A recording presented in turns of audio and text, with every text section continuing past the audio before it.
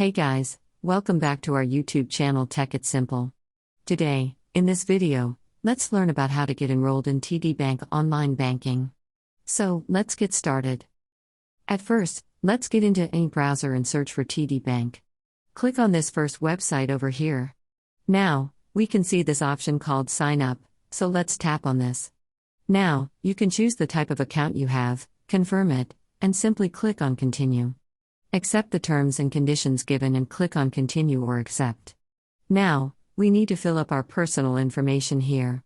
Afterward, we need to enter our personal account details, that is, account type, ATM card or debit card number, social security number, account number, and if you do not have a social security number, simply click on this. After this, we get into the next steps. Now, we need to create our username and enter the password. We need to re-enter the username and re-enter the new password as well. Once you are done with all of the steps, simply click on Continue, after which verification of the details we have entered will be done. After that, the enrollment in TD Bank online banking will be completed. So, that is all we can do to get enrolled in TD Bank online banking. I hope you liked the video. Please do like and subscribe. Thanks for watching.